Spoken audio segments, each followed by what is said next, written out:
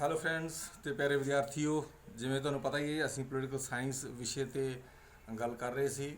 ਮੈਂ ਹਾਂ ਤੁਹਾਡਾ ਹੋਸਟ ਅਸ਼ਵਨੀ ਕੁਮਾਰ ਤੇ ਜਿਹੜਾ ਮੇਰਾ ਚੈਨਲ ਹੈ, ਚੈਨਲ ਦਾ ਨਾਮ ਹੈ ਕਨਸੈਪਟ ਗੁਰੂ ਏਕੇ।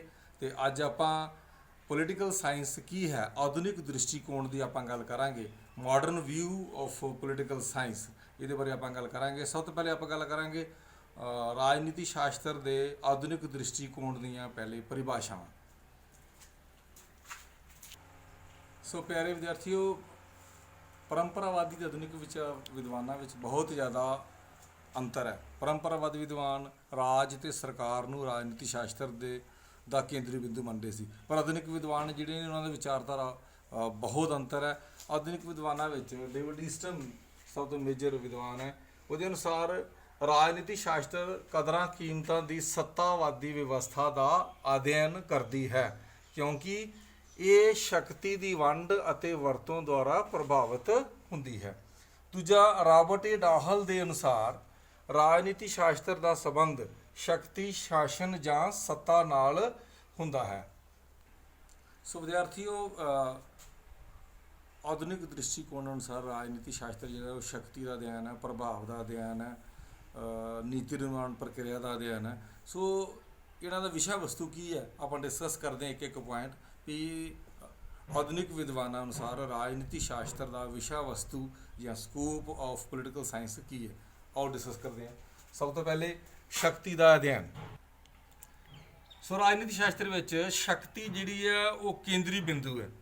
ਮਨੁੱਖ ਦਾ ਸੁਭਾਅ ਕੀ ਹੈ, ਮਨੁੱਖ ਹੈ ਜਿਹੜਾ ਕਿਵੇਂ ਆਪਣਾ ਸੰਘਰਸ਼ਾਂ ਦੇ ਵਿੱਚ ਆਪਣੇ ਆਪ ਨੂੰ ਢਾਲਦਾ ਵਾ, ਕੌਣ ਵਿਅਕਤੀ ਸ਼ਕਤੀ ਕਦੋਂ ਪ੍ਰਾਪਤ ਕਰਦਾ, ਕਿਵੇਂ ਪ੍ਰਾਪਤ ਕਰਦਾ, ਜਾਂ ਸ਼ਕਤੀ ਨੂੰ ਕਿਵੇਂ ਪ੍ਰਾਪਤ ਕੀਤਾ ਜਾਣਾ, ਸ਼ਕਤੀ ਦੇ ਆਲੇ ਦੁਆਲੇ ਰਾਜਨੀਤੀ ਸ਼ਾਸਤਰ ਦਾ ਵਿਸ਼ਾ ਵਸਤੂ ਘੁੰਮਦਾ। ਸੋ ਇਸ ਕਰਕੇ ਸ਼ਕਤੀ ਨੂੰ ਪੜ੍ਹਿਆ ਜਾਂਦਾ ਹੈ ਰਾਜਨੀਤੀ ਸ਼ਾਸਤਰ ਵਿੱਚ, ਜਿਹੜਾ ਸ਼ਕਤੀ ਦਾ ਵਿਸ਼ੇਸ਼ ਮਹੱਤਵ ਹੈ।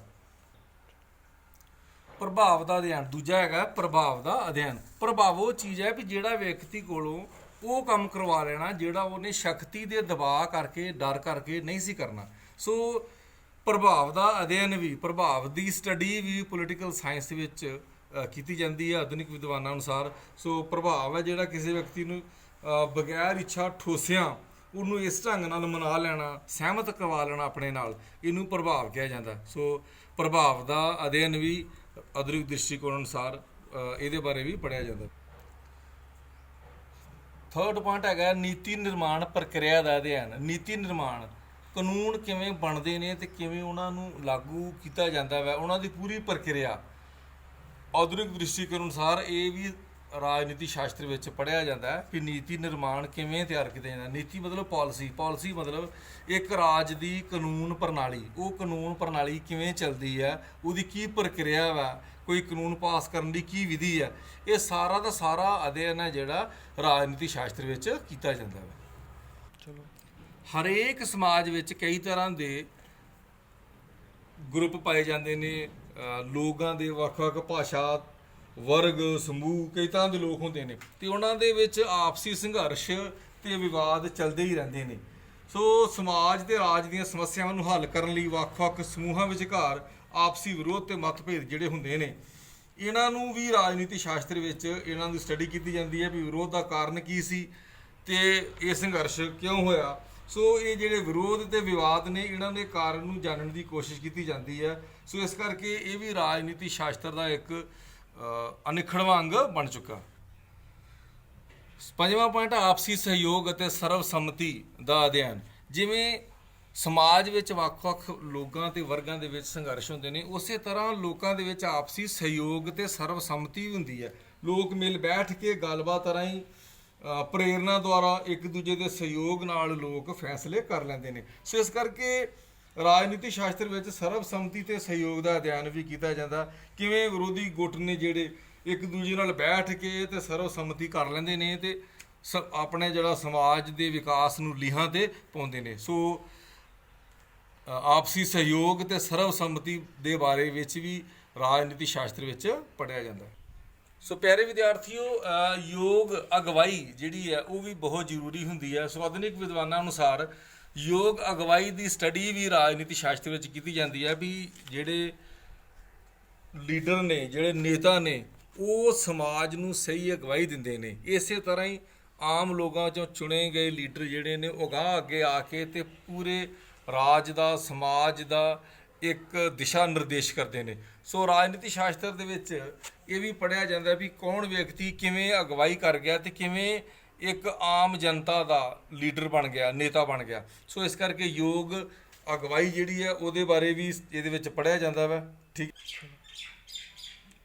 ਕਿਵੇਂ ਉਹ ਆਮ ਲੋਕਾਂ ਨੂੰ ਸੰਗਠਿਤ ਕਰਦਾ ਹੈ ਤੇ ਕਿਵੇਂ ਉਹਨਾਂ ਦਾ ਮਾਰਗਦਰਸ਼ਨ ਕਰਕੇ ਤੇ ਉਹਨਾਂ ਨੂੰ ਇੱਕ ਲੀਹ ਤੇ ਲਿਆਉਂਦਾ ਵਾ। ਇਸ ਕਰਕੇ ਯੋਗ ਅਗਵਾਈ ਜਿਹੜੀ ਹੈ ਇਹ ਵੀ ਇੱਕ ਬਹੁਤ ਜ਼ਰੂਰੀ ਅੰਗ ਹੈ। ਡੇਵਿਡ ਈਸਟ ਅਨੁਸਾਰ ਕਦਰਾਂ ਕੀਮਤਾਂ ਜਿਹੜੀਆਂ ਨੇ, ਕਦਰਾਂ ਕੀਮਤਾਂ ਵੀ ਬਹੁਤ ਜ਼ਿਆਦਾ ਮਹੱਤਵਪੂਰਨ ਹੁੰਦੀਆਂ ਨੇ ਕਿਸੇ ਰਾਜਨੀਤਿਕ ਪ੍ਰਣਾਲੀ ਵਿੱਚ, ਕਿਸੇ ਸਿਸਟਮ ਵਿੱਚ। ਸੋ ਇਹਨੂੰ ਵੀ ਆਧੁਨਿਕ ਵਿਦਵਾਨਾਂ ਨੇ ਰਾਜਨੀਤੀ ਸ਼ਾਸਤਰ ਦੇ ਵਿੱਚ ਸ਼ਾਮਲ ਕੀਤਾ ਵੀ ਡੇਵਿਡ ਈਸਟ ਨੇ ਕਹਿੰਦਾ ਵੀ ਕਦਰਾਂ ਕੀਮਤਾਂ ਦਾ ਸੱਤਾਵਾਦੀ ਅਵਸਥਾ ਇਹ ਵੀ ਸਟੱਡੀ ਕੀਤਾ ਜਾਣਾ ਚਾਹੀਦਾ ਵਾ ਰਾਜਨੀਤੀ ਸ਼ਾਸਤਰ ਵਿੱਚ ਕਿ ਕਿਵੇਂ ਕਦਰਾਂ ਕੀਮਤਾਂ ਜਿਹੜੀਆਂ ਨੇ ਬਣਦੀਆਂ ਨੇ ਤੇ ਕਿਵੇਂ ਉਹਨਾਂ ਨੂੰ ਲਾਗੂ ਕੀਤਾ ਜਾਂਦਾ ਵਾ। ਸੋ ਇਸ ਕਰਕੇ ਸਰਕਾਰ ਜਾਂ ਰਾਜਨੀਤਿਕ ਢਾਂਚਾ ਜਿਹੜਾ ਵਾ ਉਹਦੀ ਵਰਤੋਂ ਕਿਵੇਂ ਕਰਦਾ ਵਾ, ਕਿਵੇਂ ਜਿਹੜੀਆਂ ਨੀਤੀਆਂ ਨੂੰ ਪਾਲਣਾ ਕਰਾਇਆ ਜਾਂਦਾ ਵਾ। ਸੋ ਇਹ ਸਾਰਾ ਕੁਝ ਸੱਤਾਵਾਦੀ ਅਵਸਥਾ ਜਿਹੜੀ ਹੈ ਜਿਹਦਾ ਕਾਨੂੰਨ ਤੇ ਕਬਜ਼ਾ ਹੁੰਦਾ ਵਾ, ਜਿਹਦੇ ਕੋਲ ਅਥਾਰਟੀ ਹੁੰਦੀ ਹੈ, ਜਾਇਜ਼ ਤੇ ਲੈਜੀਟੀਮੇਟ ਪਾਵਰ ਹੁੰਦੀ ਹੈ, ਉਹ ਕਿਵੇਂ ਰਾਜਨੀਤਿਕ ਪ੍ਰਣਾਲੀ ਨੂੰ ਜਾਂ ਰਾਜਨੀਤੀ ਸ਼ਾਸਤਰ ਨੂੰ ਕਿਵੇਂ ਪ੍ਰਭਾਵਿਤ ਕਰਦਾ ਵਾ। ਇਹ ਸਾਰਾ ਕੁਝ ਆਧੁਨਿਕ ਦ੍ਰਿਸ਼ਟੀਕੋਣ ਅਨੁਸਾਰ ਰਾਜਨੀਤੀ ਵਿੱਚ ਇਹਦਾ ਸਟੱਡੀ ਕੀਤੀ ਜਾਂਦੀ ਹੈ। ਸੋ ਪਿਆਰੇ ਵਿਦਿਆਰਥੀਓ, ਜਿਹੜਾ ਪਹਿਲਾ ਆਪਾਂ ਟੌਪਿਕ ਪੜ੍ਹਿਆ ਵਾ ਰਾਜਨੀਤੀ ਸ਼ਾਸਤਰ ਭਾਗ ਪਹਿਲਾ, ਰਾਜਨੀਤੀ ਸ਼ਾਸਤਰ ਕੀ ਹੈ, ਇੱਕ ਭਾਗ ਪਹਿਲਾ, ਤੇ ਅੱਜ ਜਿਹੜੀ ਵੀਡੀਓ ਹੈ ਰਾਜਨੀਤੀ ਸ਼ਾਸਤਰ ਭਾਗ ਦੂਜਾ। ਇਹਨਾਂ ਦੋਵਾਂ 'ਚ ਹੀ ਆਪਾਂ ਇਸ ਨਤੀਜੇ ਤੇ ਪਹੁੰਚੇ ਹਾਂ ਵੀ ਰਾਜਨੀਤੀ ਸ਼ਾਸਤਰ ਮਨੁੱਖ ਹੈ ਜਿਹੜਾ ਉਹ ਇੱਕ ਸਮਾਜਿਕ ਜੀਵ ਹੈ, ਬਾਹਰ ਨਹੀਂ ਰਹਿ ਸਕਦਾ। ਰਾਜਨੀਤੀ ਸ਼ਾਸਤਰ ਦਾ ਜਿਹੜਾ ਜਨਮ ਹੈ ਉਹ ਯੂਨਾਨ 'ਚ ਹੋਇਆ। ਅਰਸਤੂ ਇਹਦਾ ਪਿਤਾਮਾ ਮੰਨਿਆ ਜਾਂਦਾ ਹੈ ਵੀ ਹੈ। ਠੀਕ ਹੈ ਜੀ, ਉਹਦੀ ਬੁੱਕ ਪੋਲੀਟਿਕਸ ਸੀਗਾ। ਪੁਰਾਣੇ ਜਿਹੜੇ ਪਰੰਪਰਾਵਾਦੀ ਵਿਦਵਾਨ ਸੀ ਉਹ ਰਾਜ ਤੇ ਸਰਕਾਰ ਦੇ ਆਲੇ ਦੁਆਲੇ ਜਾਂ ਰਸਮੀ ਸੰਸਥਾਵਾਂ ਨੂੰ ਰਾਜਨੀਤੀ ਸ਼ਾਸਤਰ ਦਾ ਕੇਂਦਰੀ ਬਿੰਦੂ ਮੰਨਦੇ ਸੀ। ਪਰ ਜਿਹੜੇ ਆਧੁਨਿਕ ਵਿਦਵਾਨ ਨੇ ਉਹ ਸ਼ਕਤੀ ਨੂੰ, ਪ੍ਰਭਾਵ ਨੂੰ, ਨੀਤੀਆਂ ਨਿਰਮਾਣ ਨੂੰ, ਅਗਵਾਈ ਨੂੰ, ਇਹਨਾਂ ਚੀਜ਼ਾਂ ਨੂੰ ਰਾਜਨੀਤੀ ਸ਼ਾਸਤਰ ਦਾ ਕੇਂਦਰੀ ਬਿੰਦੂ ਮੰਨਦੇ ਨੇ। ਹੁਣ ਆਪਾਂ ਡਿਸਕਸ ਕਰਾਂਗੇ ਵੀ ਕੀ ਇਹ ਰਾਜਨੀਤੀ ਸ਼ਾਸਤਰ ਵਿਗਿਆਨ ਹੈ ਜਾਂ ਕਲਾ ਹੈ। ਰਾਜਨੀਤੀ ਸ਼ਾਸਤਰ 'ਚ ਵੱਖ-ਵੱਖ ਵਿਦਵਾਨ ਨੇ ਜਿਹੜੇ ਉਹਨਾਂ ਦੇ ਵੱਖ-ਵੱਖ ਵਿਚਾਰ ਨੇ। ਕੁਝ ਵਿਦਵਾਨ ਕਹਿੰਦੇ ਨੇ ਵੀ ਰਾਜਨੀਤੀ ਸ਼ਾਸਤਰ ਇੱਕ ਵਿਗਿਆਨ ਹੈ ਤੇ ਕੁਝ ਕਹਿੰਦੇ ਨੇ ਰਾਜਨੀਤੀ ਸ਼ਾਸਤਰ ਇੱਕ ਕਲਾ ਹੈ। ਜਿਹੜੇ ਲੋਕ ਕਹਿੰਦੇ ਨੇ ਰਾਜਨੀਤੀ ਸ਼ਾਸਤਰ ਵਿਗਿਆਨ ਹੈ ਤੇ ਉਹਦੇ ਵਿੱਚ ਵੀ ਦੋ ਤਰ੍ਹਾਂ ਦੇ ਨੇ। ਕੁਝ ਕਹਿੰਦੇ ਨੇ ਵਿਗਿਆਨ ਹੈ ਤੇ ਕੁਝ ਕਹਿੰਦੇ ਵਿਗਿਆਨ ਨਹੀਂ ਹੈ। ਜਿਹੜੇ ਵਿਰੋਧ ਕਰਦੇ ਆ ਰਾਜਨੀਤੀ ਸ਼ਾਸਤਰ ਦਾ ਵੀ ਇਹ ਵਿਗਿਆਨ ਨਹੀਂ ਹੈ। ਸੋ ਕਾਰਨ ਤੇ ਨਤੀਜੇ ਦੇ ਸੰਬੰਧ ਦੀ ਘਾਟ। ਸਭ ਤੋਂ ਪਹਿਲੇ ਜਿਹੜੇ ਵਿਰੋਧ ਕਰਦੇ ਨੇ ਕਹਿੰਦੇ ਨੇ ਵੀ ਵਿਗਿਆਨ ਦੇ ਵਿੱਚ ਕਾਰਨ ਤੇ ਨਤੀਜੇ ਦਾ ਆਪਸੀ ਸੰਬੰਧ ਹੁੰਦਾ ਹੈ। ਸੋ ਵਿਗਿਆਨ ਵਿੱਚ ਜਿਹੜਾ ਕਾਰਨ ਹੁੰਦਾ ਵਾ ਤੇ ਉਹਦਾ ਤੇ ਨਤੀਜੇ ਦਾ ਸਿੱਧਾ ਸੰਬੰਧ ਹੁੰਦਾ ਹੈ। ਜਿਵੇਂ ਇੱਕ ਹਿੱਸਾ ਆਕਸੀਜਨ ਤੇ ਦੋ ਹਿੱਸੇ ਹਾਈਡਰੋਜਨ ਮਿਲਾ ਦਿੱਤੇ ਜਾਣ ਤੇ ਪਾਣੀ ਦੀ ਸਥਿਤੀ ਬਣ ਜਾਂਦੀ ਹੈ। ਪਰ ਰਾਜਨੀਤੀ ਸ਼ਾਸਤਰ 'ਚ ਇਹ ਸੰਭਵ ਨਹੀਂ। ਇਸ ਕਰਕੇ ਕਾਰਨ ਤੇ ਨਤੀਜੇ ਦਾ ਸੰਬੰਧਾਂ ਦੀ ਘਾਟ ਹੁੰਦੀ ਹੈ ਪੋਲੀਟੀਕਲ ਸਾਇੰਸ 'ਚ। ਇਸ ਕਰਕੇ ਰਾਜਨੀਤੀ ਸ਼ਾਸਤਰ ਇੱਕ ਵਿਗਿਆਨ ਨਹੀਂ ਹੈ। ਦੂਜਾ ਕਹਿੰਦੇ ਨੇ ਵੀ ਕਰਮਬੱਧਤਾ ਦੀ ਕਮੀ ਹੈ। ਇਹਦੇ 'ਚ ਸੀਰੀਅਲ ਵਾਈਜ਼ ਕਰਮਬੱਧਤਾ ਨਹੀਂ ਹੋ ਸਕਦੀ ਰਾਜਨੀਤੀ ਸ਼ਾਸਤਰ ਵਿੱਚ। ਉਹ ਕਹਿੰਦੇ ਵੀ ਇਹਦਾ ਵਿਸ਼ਾ ਵਸਤੂ ਖੇਤਰ ਤੇ ਇਹਦੇ ਵਿੱਚ ਜਿਹੜੇ ਦੱਸੇ ਗਏ ਫੈਕਟ ਐਂਡ ਫਿਗਰਸ ਨੇ ਉਹਨਾਂ ਦਾ ਕਰਮਵਾਰ ਅਧਿਐਨ ਜਿਹੜਾ ਸੰਭਵ ਨਹੀਂ, ਜਦੋਂ ਕਿ ਵਿਗਿਆਨ 'ਚ ਇਹ ਸਾਰਾ ਕੁਝ ਸੰਭਵ ਹੈ। ਤੀਜੀ ਗੱਲ ਵੀ ਪ੍ਰਯੋਗ ਸੰਭਵ ਨਹੀਂ। ਵਿਗਿਆਨ ਦੇ ਵਿੱਚ ਅਸੀਂ ਲੈਬ ਵਿੱਚ ਪ੍ਰਯੋਗ ਕਰ ਸਕਦੇ ਹਾਂ। ਕੋਈ ਵੀ ਵਿਗਿਆਨ ਦਾ ਜਿਹੜਾ ਫਾਰਮੂਲਾ ਹੈ ਉਹ ਲਗਾ ਕੇ ਤੇ ਤੁਸੀਂ ਜਿਹੜਾ ਮਨ ਚਾਹਿਆ ਰਿਜ਼ਲਟ ਹੈ, ਜਿਹੜਾ ਜੋ ਤੁਸੀਂ ਚਾਹੁੰਦੇ ਹੋ ਉਸ ਵਿਗਿਆਨ 'ਚ ਉੱਦਾਂ ਨਿਕਲਦਾ ਵਾ। ਪਰ ਰਾਜਨੀਤੀ ਸ਼ਾਸਤਰ ਵਿੱਚ ਪ੍ਰਯੋਗ ਸੰਭਵ ਨਹੀਂ ਹੈ। ਇਸੇ ਤਰ੍ਹਾਂ ਲਾਸਟਲੀ ਉਹ ਗੱਲ ਕਰਦੇ ਨੇ ਵੀ ਭਵਿੱਖਬਾਣੀ ਸੰਭਵ ਨਹੀਂ। ਵਿਗਿਆਨ 'ਚ ਤੁਸੀਂ ਐਕਸਪੈਰੀਮੈਂਟ ਕਰੋ ਤੇ ਭਵਿੱਖਬਾਣੀ ਕਰ ਸਕਦੇ ਹੋ ਵੀ ਹਾਂ ਹੁਣ ਇਹਦਾ ਨਤੀਜਾ ਇਹ ਨਿਕਲ ਆਏਗਾ। ਪਰ ਰਾਜਨੀਤੀ ਸ਼ਾਸਤਰ ਵਿੱਚ ਜਿਹੜਾ ਨਤੀਜਾ ਕੱਢਣਾ ਵਾ ਉਹ ਆਸਾਨ ਨਹੀਂ ਹੈ। ਕੋਈ ਵੀ ਵਿਅਕਤੀ ਭਵਿੱਖਬਾਣੀ ਨਹੀਂ ਕਰ ਸਕਦਾ।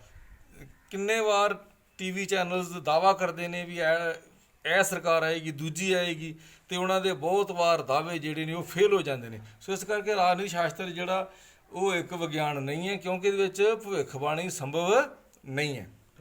ਸੋ ਜਿਹੜੇ ਵਿਦਵਾਨ ਕਹਿੰਦੇ ਨੇ ਵੀ ਅਸੀਂ ਸਹਿਮਤ ਹਾਂ ਵੀ ਰਾਜਨੀਤੀ ਸ਼ਾਸਤਰ ਇੱਕ ਵਿਗਿਆਨ ਹੈ, ਉਹ ਕਹਿੰਦੇ ਨੇ ਕਾਰਨ ਤੇ ਨਤੀਜੇ ਜਿਹੜੇ ਨੇ ਉਹਨਾਂ ਦੇ ਵਿੱਚ ਸਬੰਧ ਨੇ, ਉਹਨਾਂ ਦੇ ਸਬੰਧ ਬਣ ਚੁੱਕੇ ਨੇ ਤੇ ਚਲੋ ਕਾਰਨ ਤੇ ਨਤੀਜੇ ਜਿਹੜੇ ਨੇ ਉਹਨਾਂ ਦੇ ਵਿੱਚ ਸੰਭਾਵਨਾ ਕਾਫੀ ਹੈ। ਪਹਿਲੀ ਗੱਲ ਇਹ ਹੈ ਕਿ ਜੇਕਰ ਕੋਈ ਰਾਜਨੇਤਾ ਸੱਤਾ ਪ੍ਰਾਪਤ ਕਰਕੇ ਭ੍ਰਿਸ਼ਟ ਤਰੀਕੇ ਅਪਣਾਏਗਾ ਤੇ ਜਨਤਾ ਨੂੰ ਖੁਸ਼ ਨਹੀਂ ਰੱਖੇਗਾ, ਜਨਤਾ ਦੀ ਇੱਛਾ ਅਨੁਸਾਰ ਪ੍ਰਬੰਧ ਨਹੀਂ ਚਲਾਏਗਾ ਤੇ ਅਗਲੀ ਵਾਰ ਉਹਦੇ ਚੋਣਾਂ ਜਿੱਤਣ ਦੀ ਸੰਭਾਵਨਾ ਨਹੀਂ ਰਹਿੰਦੀ। ਸੋ ਇਸ ਕਰਕੇ ਜੇਕਰ ਕਾਰਨ ਹੀ ਬਣਿਆ ਤੇ ਨਤੀਜਾ ਲੋਕੀ ਆਪਣੇ ਆਪ ਕੱਢ ਦਿੰਦੇ ਨੇ ਵੀ ਅਗਲੀ ਵਾਰ ਇਹ ਸਰਕਾਰ ਨਹੀਂ ਬਣੇਗੀ ਕਿਉਂਕਿ ਇਹ ਸਰਕਾਰ ਚੰਗੇ ਕੰਮ ਨਹੀਂ ਕਰ ਰਹੀ। ਸੋ ਇਸ ਕਰਕੇ ਇਹ ਸਹਿਮਤੀ ਹੋ ਜਾਂਦੀ ਹੈ ਵੀ ਵਾਕਈ ਇਹ ਤੇ ਵਿਗਿਆਨ ਹੈ, ਕਿਉਂਕਿ ਅਸੀਂ ਕਾਰਨ ਦੱਸਿਆ ਤੇ ਨਤੀਜਾ ਉਸ ਹਿਸਾਬ ਨਾਲ ਨਿਕਲਿਆ।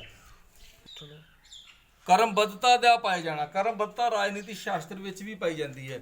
ਸਿਲਸਿਲੇਵਾਰ ਘਟਨਾਵਾਂ ਜਿਹੜੀਆਂ ਨੇ ਇਹ ਪਤਾ ਲੱਗਦਾ ਵਾ ਵੀ ਇਹ ਘਟਨਾਵਾਂ ਜਿਹੜੀਆਂ ਨੇ ਇੱਕ ਸਿਲਸਿਲੇ ਨੂੰ ਜਨਮ ਦੇਣਗੀਆਂ ਤੇ ਆਉਣ ਵਾਲੇ ਸਮੇਂ 'ਚ ਇਦਾਂ ਹੋ ਸਕਦਾ। ਸੋ ਇਸ ਕਰਕੇ ਕਰਮਬੱਧਤਾ ਰਾਜਨੀਤੀ ਸ਼ਾਸਤਰ ਵਿੱਚ ਵੀ ਪਾਈ ਜਾਂਦੀ ਹੈ, ਇਸ ਕਰਕੇ ਵਿਗਿਆਨ ਹੋ ਸਕਦਾ। ਨੈਕਸਟ ਹੈਗਾ ਪ੍ਰਯੋਗ ਵੀ ਹੁੰਦੇ ਆ, ਰਾਜਨੀਤੀ ਸ਼ਾਸਤਰ ਵਿੱਚ ਪ੍ਰਯੋਗ ਵੀ ਹੁੰਦੇ ਆ। ਕਈ ਜਿਹੜੇ ਨੇਤਾ ਨੇ ਉਹ ਅਕਸਰ ਪ੍ਰਯੋਗ ਕਰਦੇ ਰਹਿੰਦੇ ਨੇ, ਜਿਵੇਂ ਮੁਗਲ ਬਾਦਸ਼ਾਹ ਨੇ ਧਾਰਮਿਕ ਸਹਿਣਸ਼ੀਲਤਾ ਦੀ ਨੀਤੀ ਅਪਣਾ ਕੇ ਬਹੁਤ ਸਾਰੀ ਜਨਤਾ ਨੂੰ ਆਪਣੇ ਹੱਕ 'ਚ ਕਰ ਲਿਆ। ਭਾਰਤ ਵਿੱਚ ਵੀ ਵਰਤਮਾਨ ਸਮੇਂ ਵਿੱਚ ਵੀ ਸਰਕਾਰਾਂ ਜਿਹੜੀਆਂ ਨੇ ਉਹ ਪ੍ਰਯੋਗ ਕਰਦੀਆਂ ਨੇ ਤਾਂ ਕਿ ਜਨਤਾ ਦਾ ਦਿਲ ਜਿੱਤਿਆ ਜਾ ਸਕੇ। ਭਵਿੱਖਬਾਣੀ ਸੰਭਵ ਹੈ, ਇਹਦਾ ਅਰਥ ਇਹ ਆ ਵੀ ਭਵਿੱਖਬਾਣੀ ਜਿਹੜੀ ਹੈ ਉਹ ਪੋਸੀਬਲ ਹੈ ਜਦੋਂ ਆਪਾਂ ਨਤੀਜੇ ਦੇਖਦੇ ਹਾਂ, ਸੰਭਾਵਨਾ ਕਾਰਨ ਬਣਦੇ ਨੇ ਤੇ ਭਵਿੱਖਬਾਣੀ ਵੀ ਪੋਸੀਬਲ ਹੋ ਜਾਂਦੀ ਹੈ ਵੀ ਇਹ ਪੋਸੀਬਲ ਹੈ ਵੀ ਇਦਾਂ ਸਰਕਾਰ ਜਿਹੜੀ ਹੈ ਉਹ ਬਦਲੀ ਜਾ ਸਕਦੀ ਹੈ, ਸਰਕਾਰ ਬਦਲੇਗੀ।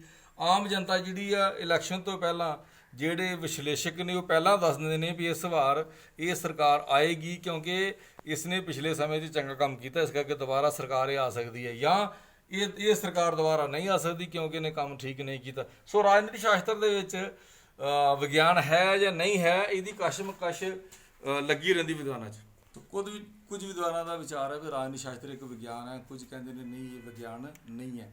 ਉਹਨਾਂ ਦੀ ਇਸੇ ਤਰ੍ਹਾਂ ਬਹਿਸ ਚੱਲਦੀ ਰਹਿੰਦੀ ਹੈ ਤੇ ਅਜੇ ਇਹਦਾ ਸਹੀ ਨਤੀਜਾ ਨਹੀਂ ਕੱਢ ਪਾਏ। ਪਰ ਕੁਝ ਵਿਦਵਾਨ ਕਹਿੰਦੇ ਨੇ ਵੀ ਰਾਜਨੀਤੀ ਸ਼ਾਸਤਰ ਇੱਕ ਕਲਾ ਹੈ। ਕਲਾ ਇੱਕ ਉਹ ਸੂਖਮ ਚੀਜ਼ ਹੈ ਜਿਹੜੀ ਕਿਸੇ ਵੀ ਵਿਅਕਤੀ ਨੂੰ ਉਹਦੇ ਵਿੱਚ ਅੰਦਰੂਨੀ ਗੁਣ ਪੈਦਾ ਕਰਦੀ ਹੈ। ਸੋ ਕੁਝ ਵਿਦਵਾਨਾਂ ਦਾ ਵਿਚਾਰ ਹੈ ਵੀ ਰਾਜਨੀਤੀ ਸ਼ਾਸਤਰ ਵੀ ਇੱਕ ਕਲਾ ਹੈ। ਇੱਕ ਕਲਾ ਦੇ ਤਹਿਤ ਹੀ ਕ੍ਰਿਸ਼ਮਈ ਨੇਤਾ ਪੈਦਾ ਹੁੰਦੇ ਨੇ, ਉਹ ਆਪਣੇ ਗੁਣਾ ਕਰਕੇ, ਆਪਣੇ ਪ੍ਰਭਾਵ ਕਰਕੇ, ਆਪਣੀ ਇਸੇ ਕਲਾ ਕਰਕੇ ਰਾਜਨੀਤੀ ਵਿੱਚ ਅੱਗੇ ਆ ਜਾਂਦੇ ਨੇ। ਸੋ ਇਸ ਕਰਕੇ ਰਾਜਨੀਤੀ ਸ਼ਾਸਤਰ, ਕੁਝ ਵਿਦਵਾਨ ਰਾਜਨੀਤੀ ਸ਼ਾਸਤਰ ਨੂੰ ਇੱਕ ਕਲਾ ਮੰਨਦੇ ਨੇ। ਸੋ ਪਿਆਰੇ ਵਿਦਿਆਰਥੀਓ, ਆਪਾਂ +1 ਪੋਲੀਟੀਕਲ ਸਾਇੰਸ ਪੰਜਾਬ ਸਕੂਲ ਸਿੱਖਿਆ ਬੋਰਡ ਦਾ ਚੈਪਟਰ ਨੰਬਰ 1 ਸੀ ਰਾਜਨੀਤੀ ਸ਼ਾਸਤਰ ਕੀ ਹੈ, ਇਹ ਆਪਾਂ ਡਿਸਕਸ ਕੀਤਾ ਵਾ। ਮੈਨੂੰ ਪੂਰੀ ਆਸ ਹੈ ਵੀ ਵਿਦਿਆਰਥੀਆਂ ਨੂੰ ਜ਼ਰੂਰ ਸਮਝ ਲੱਗੀ ਹੋਏਗੀ। ਅਧਿਆਪਕਾਂ ਨੂੰ ਬੇਨਤੀ ਹੈ ਜੇਕਰ ਕੁਝ ਕਮੀ ਜ਼ਰੂਰ ਹੋਏਗੀ ਤੇ ਕਿਰਪਾ ਕਰਕੇ ਮੈਨੂੰ ਇਨਫੋਰਮ ਕਰਦੇ ਰਹਿਣਾ, ਦੱਸਦੇ ਰਹਿਣਾ। ਸੋ ਮੇਰੇ ਚੈਨਲ ਨੂੰ ਸਬਸਕ੍ਰਾਈਬ ਜ਼ਰੂਰ ਕਰੋ, ਲਾਈਕ ਕਰੋ, ਬੈਲ ਦਾ ਬਟਨ ਵੀ ਜ਼ਰੂਰ ਦਬਾਓ ਤੇ ਕਮੈਂਟ ਵੀ ਜ਼ਰੂਰ ਕਰੋ। ਸੋ ਬਹੁਤ ਬਹੁਤ ਧੰਨਵਾਦ, ਸ਼ੇਅਰ ਵੀ ਕਰਦੇ ਰਹੋ ਨਾਲ। ਸੋ ਬਹੁਤ ਬਹੁਤ ਧੰਨਵਾਦ। Keep watching concept Guru AK। Thank you.